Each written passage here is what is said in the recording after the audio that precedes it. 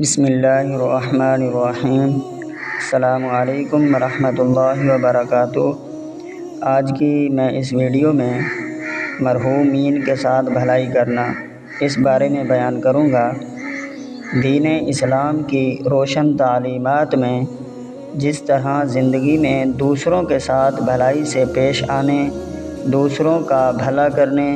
اور ان کے حقوق کا خیال کرنے کا درس ملتا ہے، اسی طرح دنیا سے چلے جانے والے مرحوم مسلمانوں کے ساتھ بھی بھلائی کا درس ملتا ہے۔ یہ اسلام کی روشن تعلیمات کا حسن ہے کہ مسلمان اپنے ماں باپ، بہن بھائی، عزیز و اقارب اور دیگر مسلمانوں کے لیے ان کی زندگی میں اور ان کے انتقال کے بعد دعائے مغفرت اور ایصال ثواب کے ذریعے ان کے ساتھ بھلائی کا معاملہ کرتے ہیں۔ ایصال ثواب اسلام کی ایک ایسی بہترین خوبی ہے جس کی بدولت زندوں کو بھی اجر ملتا ہے اور مرحومین بھی اس کی برکت سے عذاب قبر سے نجات، راحت و سکون پا سکتے ہیں۔ قرآن کریم میں بھی مسلمانوں کا اپنے لیے اور اپنے سے پہلے مسلمانوں کے لیے بخشش کی دعا کرنے کا ذکر موجود ہے، جیسے اللہ رب العالمین نے اپنی عظمت والی کتاب قرآن مجید فرقان حمید میں ارشاد فرمایا: والذین جاءوا من بعدہم یقولون ربنا اغفر لنا ولاخواننا الذین سبقونا بالایمان، اور وہ جو ان کے بعد آئے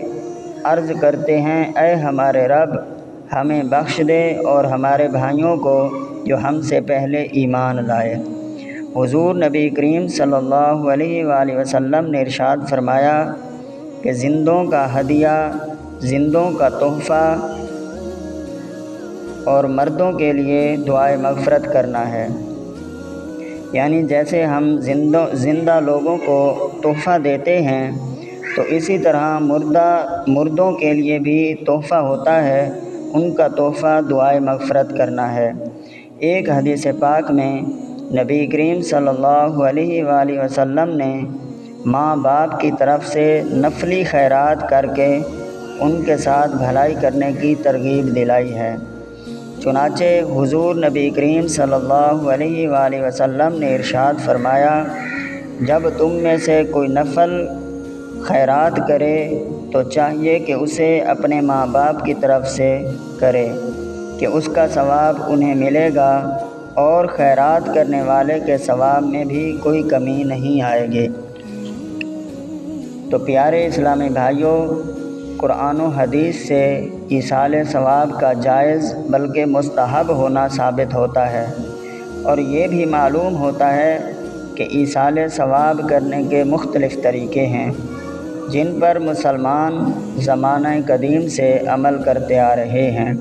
اللہ پاک ہمیں اسلام کی روشن تعلیمات پر عمل کرتے ہوئے بزرگان دین اپنے مرحومین کے لیے خوب ایصال ثواب کرنے کی توفیق عطا فرمائے۔ آمین بجاہ النبی الامین صلی اللہ علیہ وآلہ وسلم۔